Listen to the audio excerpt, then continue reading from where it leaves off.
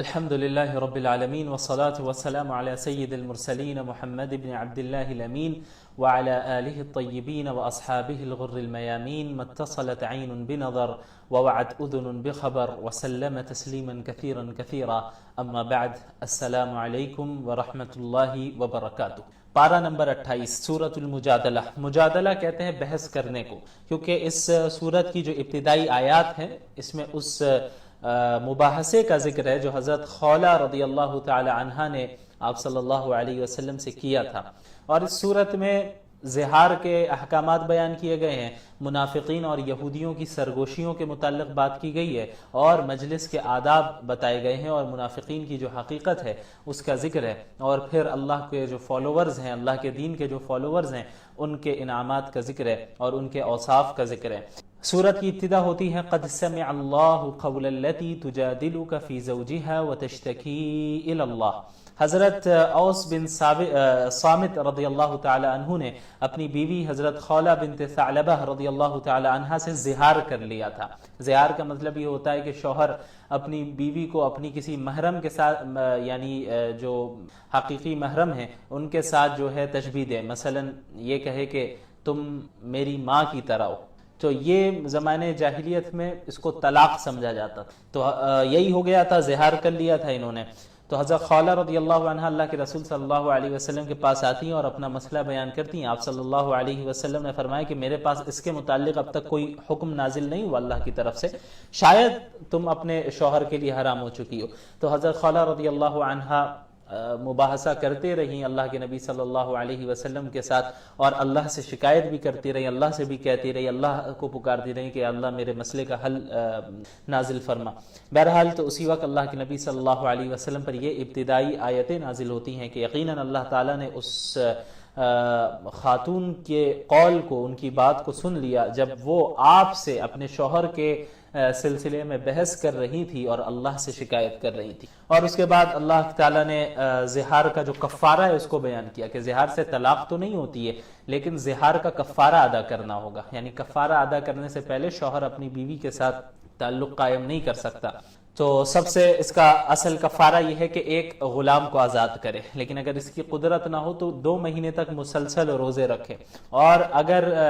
کسی شرعی وجہ سے وہ روزے بھی نہ رکھ سکے تو پھر 60 مسکینوں کو وہ کھانا کھلائے پیٹ بھر کے۔ تو یہ ہے زہار کا کفارہ۔ اس کے بعد آیت نمبر 7 میں یہود کی سرگوشی کا ذکر ہے۔ الم تر ان اللہ یعلم ما فی السماوات وما فی الارض ما یکون من نجوى ثلاثة الا هو رابعهم۔ یہودیوں کی عادت کیا تھی کہ جب مسلمان کہیں سے گزر رہے ہوتے تو یہودی ایک دوسرے سے جو ہے سرگوشی کرنے لگتے، ایک دوسرے کو آہستہ سے کان میں کچھ کہنے لگتے، تاکہ مسلمانوں کو پریشان کیا جائے کہ بھئی انہیں یہ لگے کہ ہم ان کے خلاف سازش کر رہے ہیں، انہیں مینٹلی ٹارچر کیا جائے۔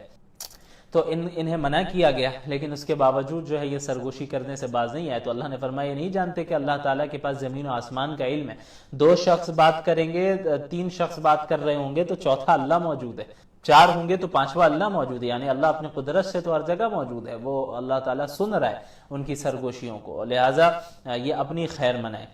اس کے بعد آیت نمبر 11 میں مجلس کے آداب کا ذکر ہے۔ یا ایھا الذین آمنوا اذا قیل لکم تفسحوا فی المجالس فافسحوا، اے ایمان والو جب تم سے کہا جائے کہ مجلس میں کشادگی پیدا کرو، سمٹ کر بیٹھ جاؤ، تو سمٹ کر بیٹھ جایا کرو تاکہ دوسروں کے لیے بھی بیٹھنے کی یعنی جگہ ہو جائے۔ تو یہ ایک ادب ہے، اس کا لحاظ رکھنا چاہیے۔ اس کے بعد آیت نمبر 12 میں اللہ کے نبی صلی اللہ علیہ وسلم سے بعض صحابہ کرام الگ سے پرائیویٹلی وقت لیتے تھے اور آپ سے گفتگو فرماتے تھے۔ یا ایھا الذین آمنوا اذا ناجیتم الرسول فقدموا بین یدی نجواکم صدقات۔ تو بہت سے منافقین بھی ایسے کرنے لگے اور آپ صلی اللہ علیہ وسلم سے تنہائی میں وقت لیتے اور کافی لمبا وقت لے لیا کرتے تھے، اور آپ صلی اللہ علیہ وسلم کو ظاہر اس سے تکلیف بھی ہوتی تھی۔ تو یہ آیت نازل ہوئی اللہ کی طرف سے کہ بھئی اے ایمان والو اگر اللہ کے نبی کے لیے الگ سے تمہیں وقت چاہیے تو اس سے پہلے صدقہ کر کے آنا ہوگا۔ تو یہ اس کا پابند بنایا گیا۔ تو جب بہت سے لوگ محتاط ہو گئے تو اس کے بعد پھر بعد میں اس حکم کو منسوخ کر دیا گیا۔ اس کے بعد اللہ تعالیٰ نے ذکر کیا ہے ان لوگوں کا جو اللہ کا گروہ ہے، اللہ کی جماعت ہے، وہ اللہ اور اللہ کے دین کے جو مخالف ہوتے ہیں، جو لوگ انہیں اپنا دوست نہیں بناتے، جو اللہ کے دین کے خلاف سازشیں کرتے ہیں ان کے ساتھ وہ دوستی نہیں کرتے۔ اس کے بعد سورۃ الحشر کی ابتدا ہوتی ہے۔ حشر کا ایک معنی جمع کرنا ہے اور دوسرا معنی اخراج ہے، جلا وطنی کرنا۔ اس میں بنو نذیر کے متعلق جو ہے واقعہ ہے، اس کا ذکر ہے۔ نبی کریم صلی اللہ علیہ وسلم جب ہجرت کر کے مدینہ المنورہ تشریف لے آئے تو یہود بھی آباد تھے وہاں، تو یہودیوں سے بھی جو ہے معاہدہ ہوا کہ امن و امان قائم رکھیں گے، ایک دوسرے کے خلاف سازشیں نہیں کریں گے، کوئی مدینے پر حملہ کرے گا تو مل کر ہم لوگ اس کا مقابلہ کریں گے۔ لیکن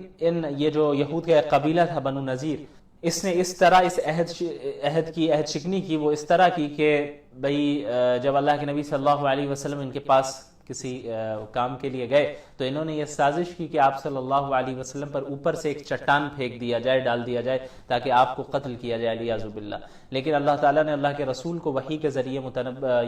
مطلع فرما دیا، تو آپ صلی اللہ علیہ وسلم نے پھر ان سے معاہدہ ختم کر دیا، کیونکہ انہوں نے امن و امان قائم نہیں رکھا بلکہ یہ تو فساد پھیلانے لگے تھے۔ اس کے بعد بنو نذیر کا جو ہے آپ صلی اللہ علیہ وسلم نے انہیں جو ہے یہاں سے جلا وطن ہونے کا حکم دیا کہ وہ مدینہ چھوڑ کر چلے جائیں، لیکن یہود جو تھے وہ منافقین نے ان کو کہا کہ نہیں، جانے کی ضرورت نہیں ہے، وہ یہیں پر رہے۔ تو کیا ہوا کہ ایک مدت جو انہیں دی گئی تھی بنو نذیر کو کہ اس مدت کے اندر آپ کو نکل جانا ہے، یہ نہیں نکلے، تو آپ صلی اللہ علیہ وسلم مسلمانوں نے ان کا محاصرہ کر لیا، گھیر لیا ان کو۔ بہرحال یہ بالآخر یہ ہار گئے اور انہوں نے جو ہے سرنڈر کیا اپنے آپ کو اور مدینے سے روانہ ہو گئے، نکل گئے۔ اس کے بعد اللہ تعالیٰ نے مال فے کا ذکر کیا۔ مال غنیمت یہ ہے کہ جب جنگ میں مسلمان غالب آ جائے تو جو مال و دولت، جو اسباب چیزیں مل رہی ہیں انہیں وہ لے لیتے ہیں، اس مال کو مال غنیمت کہتے ہیں۔ اور جب بغیر جنگ کیے کوئی قوم اپنے آپ کو سرنڈر کر دے اور اپنے ساز و سامان کو حوالے کر دے تو ایسے مال کو مال فے کہتے ہیں، تو اس کی تقسیم کا بھی ذکر ہے۔ پھر آیت نمبر 9 میں صحابہ کرام کی ایثار کا ذکر ہے، والذین تبوؤا الدار والایمان من قبلہم۔ انصار کی خصوصاً ان کا خاص طور پہ یہاں پہ ذکر ہے کہ کس طرح مہاجرین سے مدد کیا کرتے تھے۔ میں نے بتایا تھا مہاجر وہ ہے جو مکہ سے ہجرت کر کے آئے تھے، انصار وہ ہے جو اصل یثرب کے تھے، مدینہ کے، جنہوں نے مہاجرین کو اپنے یہاں ٹھکانہ دیا، تو وہ ایثار سے کام لیتے، یعنی خود بھی بھوک لگی ہوتی اور ان کے پاس کوئی کھانا ہوتا تو اور سامنے والا مہاجر بھوکا ہے تو وہ شخص، وہ انصاری اپنے کھانے کو سامنے والے کو دے دیتا، اپنی فکر نہیں کرتا۔ تو یہ ایثار، یہ جذبہ صحابہ کرام کے اندر تھا۔ اس کے بعد بنو قینقاع کا بھی ذکر ہے، کمثل الذین من قبلہم قریبا ذاقوا وبال امرہم ولہم عذاب علیم، کہ یہاں پر ایک اور قبیلہ بنو قینقاع تھا یہودیوں کا، تو انہوں نے بھی آپ صلی اللہ علیہ وسلم کے ساتھ معاہدہ کیا تھا امن کا، لیکن پھر جو ہے خود یہ جنگ کے لیے تیار ہوئے اور مسلمانوں کے ہاتھوں سے انہیں جو ہے شکست ہوئی اور پھر انہیں بھی جلا وطن مدینہ المنورہ سے کر دیا گیا۔ آیت نمبر 16 میں منافقین کا ذکر ہے، کمثل الشیطان اذ قال للانسان اکفر۔ ایک انسان کو جو ہے شیطان کہتا ہے کہ کفر کرو، اور جب وہ کفر کا مرتکب ہو جاتا ہے اور قیامت کے دن خصوصاً جب وہ کافر بن کر جائے گا اور گناہگار بن کر جائے گا تو شیطان جو ہے برات کا اعلان کرے گا کہ بھائی مجھے ملامت نہیں کرو، میں نے تو صرف تمہیں دعوت دی تھی، تم نے کیوں ایکسیپٹ کیا؟ تو یہی حال ان منافقین کا ہے کہ یہودیوں کو کہا کرتے تھے کہ بھئی دیکھو ان سے جنگ کرو مسلمانوں سے، یہ کہہ رہے ہیں تمہیں مدینہ سے نکل جاؤ لیکن نکلنے کی ضرورت نہیں ہے، تمہیں یہیں پہ رہنا ہوگا، تم یہیں رہو، ہم تمہارے ساتھ ہیں، ہم تمہارے ساتھ لڑیں گے۔ لیکن جب لڑنے کا وقت آتا تو منافقین یہودیوں کا بھی ساتھ چھوڑ دیتے تھے، جس طرح شیطان ساتھ چھوڑ دیتا ہے۔ اس کے بعد اسماء حسنہ کا ذکر ہے اللہ تعالیٰ کا، اللہ تعالیٰ کے اسماء حسنہ، اللہ کے جو مختلف نام ہیں ان کا ذکر ہے۔ اس کے بعد جو ہے پھر یہ صورت مکمل ہوتی ہے، پھر سورۃ الممتحنہ کی ابتدا ہوتی ہے۔ ممتحنہ کا معنی ہے امتحان لینے والی۔ اس صورت میں ان عورتوں کا امتحان لینے کا حکم ہے جو ہجرت کر کے مکہ سے مدینہ آ رہی تھی، تو ان کے ایمان کو چیک کرنے کا حکم دیا گیا تھا کہ بھئی یہ حقیقت میں مسلمان ہیں یا نہیں۔ تو سب سے پہلے اللہ تعالیٰ نے فرمایا یا ایھا الذین آمنوا لا تتخذوا عدوی وعدوکم اولیاء، کہ اے ایمان والو میرے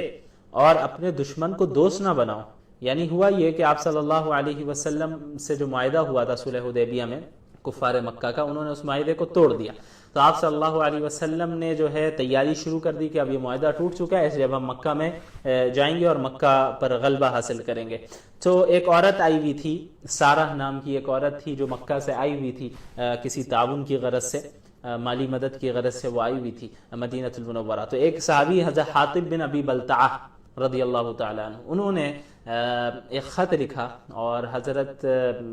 حاطب نے اس عورت کے حوالے کیا خط تاکہ وہ قریش کو جا کر دے دیں۔ اس میں یہ خبر تھی کہ دیکھو آپ صلی اللہ علیہ وسلم مکہ پر آنے والے ہیں، مکہ میں آنے والے ہیں پوری فوج کے ساتھ۔ تو انہوں نے جو ہے اس لیے ایسا خط بھیج دیا تھا، یہ ان کے دل میں یقیناً کوئی ایسی نیت نہیں تھی کہ اسلام کے خلاف یہ کچھ کر رہے ہیں، بلکہ انہوں نے اطلاع اس لیے دی تھی کہ ان کے اہل و عیال مکہ میں تھے، تو یہ نہیں چاہتے تھے کہ قریش مکہ جو ہے یہ ان کے اہل و عیال کو تکلیف پہنچائے، تو ہم ان پر کچھ احسان کر دیتے ہیں تاکہ یہ ہمارے اہل و عیال کو تکلیف نہ پہنچائے۔ تو ان پر احسان کرنے کی غرض سے انہوں نے خط میں یہ اطلاع دے دی کہ دیکھو اللہ کے نبی آنے والے ہیں، حالانکہ اس کا حکم نہیں دیا گیا تھا، اس کی اجازت نہیں دی گئی تھی کہ اللہ کے نبی صلی اللہ علیہ وسلم اور صحابہ کرام جو ہے میں سے کوئی بھی اس کی اطلاع وہاں پر پہنچائے۔ بہرحال تو ان آیتوں کا نزول ہوا اور کہا گیا کہ بھئی آپ ایسے لوگوں کے ساتھ دوستی نہ کریں جنہوں نے اللہ کے رسول کو نکالا، آپ کو نکالا اور آپ کی مخالفت کرتے ہیں، ان کے ساتھ دوستی نہ کریں۔ اس کے بعد حضرت ابراہیم اور ان کے ماننے والوں کا ذکر ہے کہ دیکھیں ان میں جو ہے ہمارے لیے اسوہ ہے، نمونہ ہے۔ ان کے اہل و عیال بھی اور ان کی پوری قوم بھی مشرک تھی، لیکن کس طرح حضرت ابراہیم نے اور ان کے ماننے والوں نے برات کا اظہار کیا کہ یہ شرک کرنے والوں سے ہم بری، اسی طرح مومنین کو بھی بننا ہے۔ اس کے بعد آیت نمبر 10 میں مکہ سے آنے والی خواتین کا حکم ہے، کیونکہ صلح حدیبیہ میں ایک شرط یہ بھی تھی کہ بھئی اگر کوئی مشرک مسلمان بن کر مدینہ جاتا ہے تو اسے واپس لوٹانا ہوگا، تو ایسا ہی ہوا، مسلمانوں نے لوٹایا بھی، لیکن عورتوں کے متعلق اللہ تعالیٰ نے حکم فرمایا کہ جو عورتیں مومن ہو کر آ رہی ہیں انہیں جو ہے نہیں لوٹانا ہے، ان کے ایمان کو چیک کریں اور پھر انہیں جو ہے آپ مدینہ المنورہ میں ہی رہنے دیں۔ اس کے بعد آیت نمبر 12 میں اللہ کے نبی صلی اللہ علیہ وسلم کو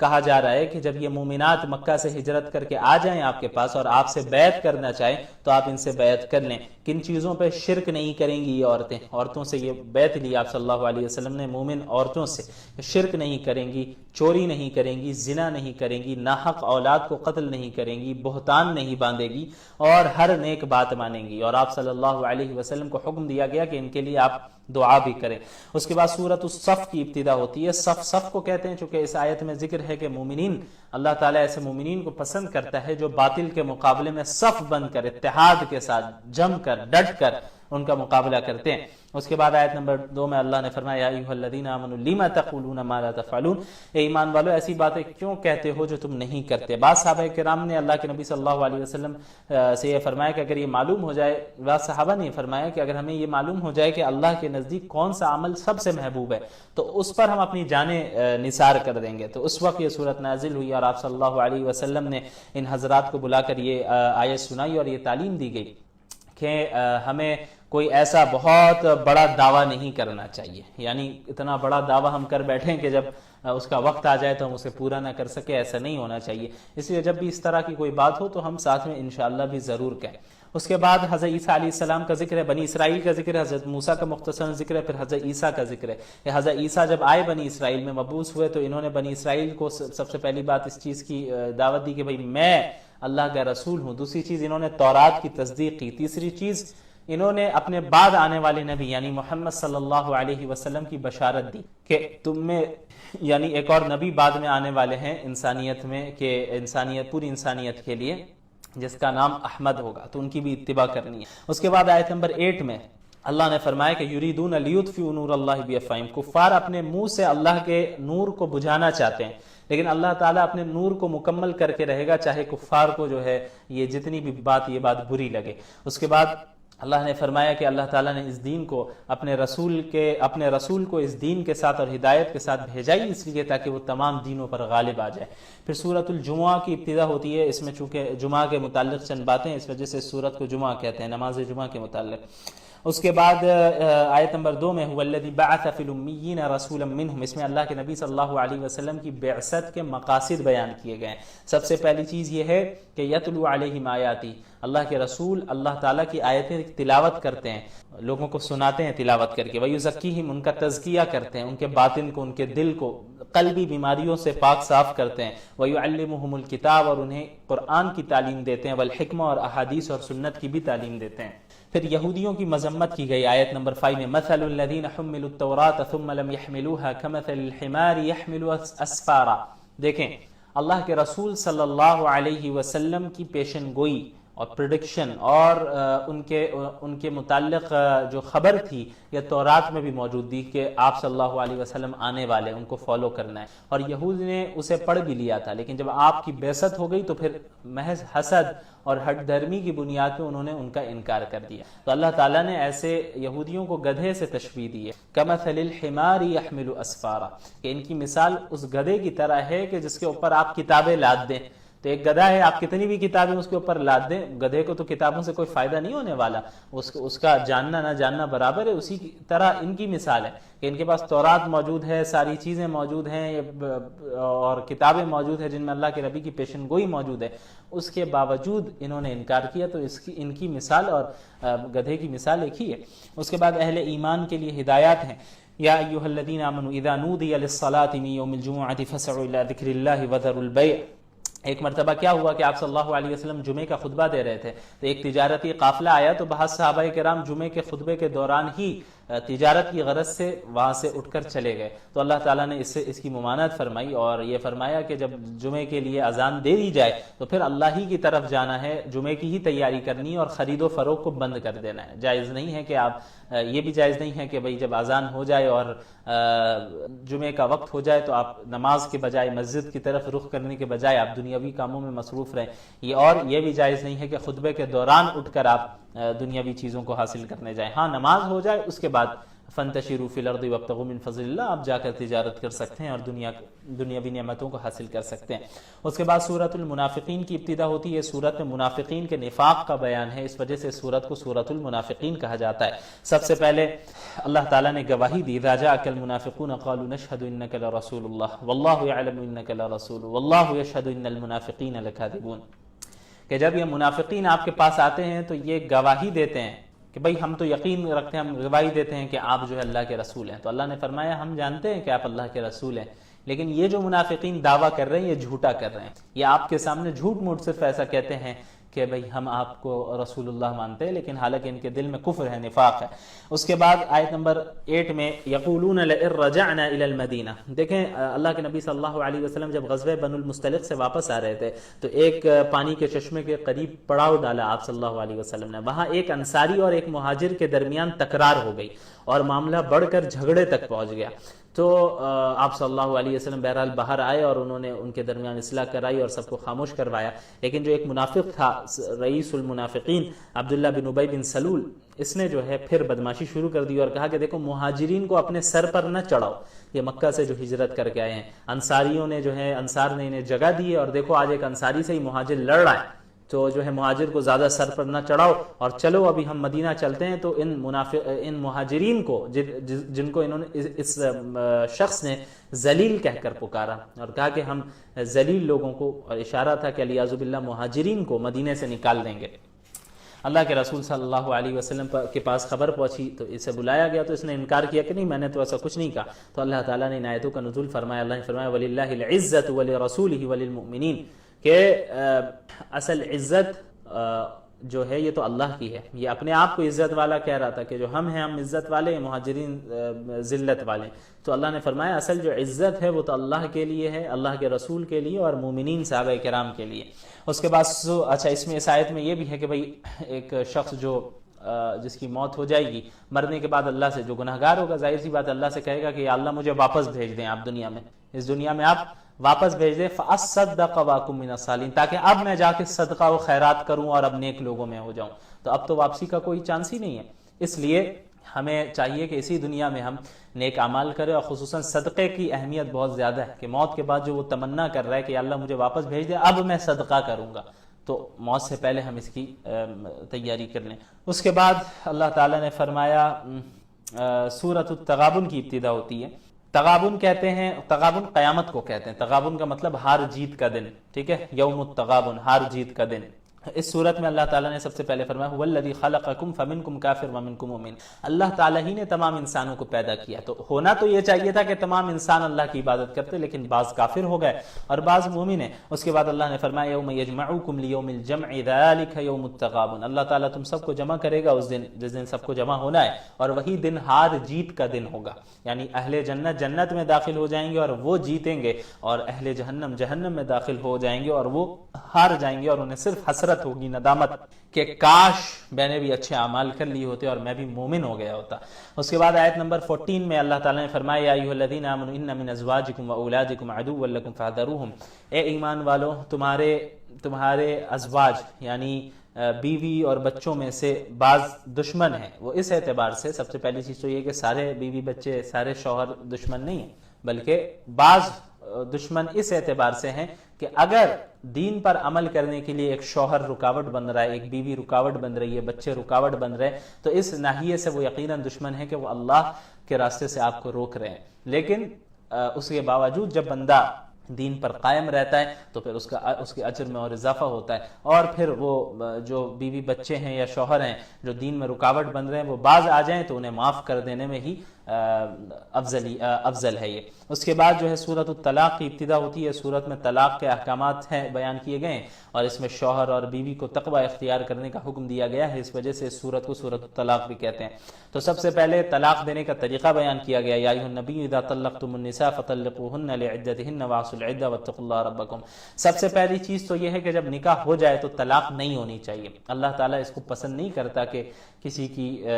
طلاق ہو جائے، تو حتی الامکان کوشش یہ ہونی چاہیے کہ رشتہ باقی رہے اور طلاق نہ ہو۔ لیکن میاں بیوی کے درمیان اتنی زیادہ کشیدگی پیدا ہو جائے کہ اب آپس میں رہنا،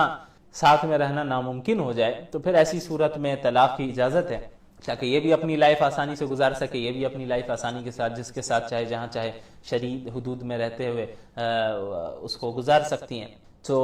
حکم دیا گیا کہ اگر طلاق دینا بھی پڑے تو طلاق رجعی دیں، ٹھیک ہے، ایک طلاق رجعی دیں، اور پھر طہر میں دیں، ایسے طہر میں دیں یعنی جس میں شوہر نے اور بیوی نے آپس میں جنسی تعلق قائم نہ کیا ہو۔ اس کا فائدہ یہ ہوگا کہ بھئی اب جو طلاق رجعی دی ہے تو ایک لمبی مدت مل جائے گی جس میں میاں بیوی کے سوچنے کا موقع ملے گا کہ بھئی ہمیں حقیقت میں الگ ہونا ہی ہے یا پھر ہم رجوع کر لیں، تو رجوع کرنے کا موقع رہے گا یہاں پر۔ تو بہت ممکن ہے کہ وہ جو بھی لڑائی ہوئی ہو یا جو کوئی بھی مسئلہ ہوا ہو، جو کشیدگی ہوئی ہو، وہ دور ہو جائے۔ تو اس کے بعد اچھا جب تک عدت گزارے گی تو اس کا نان و نفقہ شوہر کے ہی اوپر ہے۔ اس کے بعد پھر اللہ تعالیٰ نے اپنی اور بھی پھر ذکر ہے، عدت کا بیان ہے، پھر اس کے بعد اخیر میں اللہ تعالیٰ نے اپنی قدرت کا ذکر کیا، اللہ الذی خلق سبع سماوات ومن الارض مثلہن، کہ 7 آسمانوں کو اور 7 زمینوں کو اللہ تعالیٰ ہی نے پیدا کی، اور مختلف نشانی اللہ تعالیٰ کی موجود ہے پوری کائنات میں۔ اس کے بعد سورۃ التحریم کی ابتدا ہوتی ہے۔ اس سورت میں اس واقعے کا ذکر ہے کہ جب آپ صلی اللہ علیہ وسلم نے اپنے اوپر شہد کو حرام کر دیا تھا، اسی وجہ سے اس سورت کا نام تحریم ہے، سورۃ التحریم۔ تحریم کہتے ہیں حرام کرنے۔ یا ایھا النبی لم تحرم ما احل اللہ لک، ہوا یہ کہ آپ صلی اللہ علیہ وسلم کا دیکھیں یہ معمول تھا کہ آپ صلی اللہ علیہ وسلم عصر کی نماز کے بعد ترتیب وار تمام ازواج مطہرات کے پاس وزٹ کیا کرتے تھے، جایا کرتے تھے خیر خیریت دریافت کرنے کے لیے۔ تو اسی ترتیب سے ایک دن آپ صلی اللہ علیہ وسلم گئے، حضرت زینب کے پاس جب گئے وہ رضی اللہ عنہ، تو حضرت زینب رضی اللہ عنہ نے آپ صلی اللہ علیہ وسلم کی خدمت میں شہد پیش کیا، تو آپ صلی اللہ علیہ وسلم نے شہد کو تناول فرمایا۔ پھر آپ صلی اللہ علیہ وسلم وہاں سے حضرت عائشہ اور حضرت حفصہ رضی اللہ عنہما کی طرف رخ کیا، اور وہاں پر وہ گئے تو ان دونوں نے، حضرت عائشہ رضی اللہ عنہ اور حضرت حفصہ رضی اللہ عنہ نے کہا کہ آپ سے جو ہے کیا آپ نے مغافیر کھایا ہے؟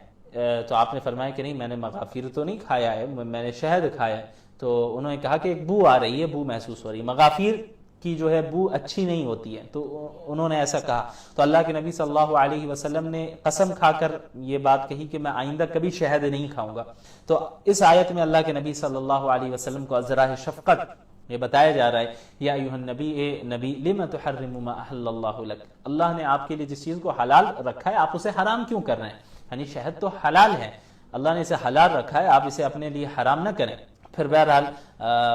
قسم توڑ کر جو ہے کفارہ ادا کرنے کا بھی حکم دیا گیا، اور آپ صلی اللہ علیہ وسلم نے ایسے ہی کیا۔ اس کے بعد پھر اہل ایمان کا ذکر ہے کہ خالص توبہ کریں، یا ایھا الذین آمنوا توبوا الی اللہ توبۃ نصوحا، کہ اے ایمان والو اللہ کے طرف خالص توبہ کرو، اللہ کی طرف رجوع کرو، خالص توبہ کرو۔ اور جو خالص توبہ کسے کہتے ہیں کہ اپنے تمام جو آپ نے پاس میں گناہ کیے ہے اس میں تو آپ کو گلٹی بھی فیل ہو، اور اسے آپ فوراً ترک کر دیں، چھوڑ دیں، اور اللہ سے معافی مانگے، اللہ کے سامنے جو ہے عاجزی کے ساتھ، خشوع و خضوع کے ساتھ معافی مانگے کہ اللہ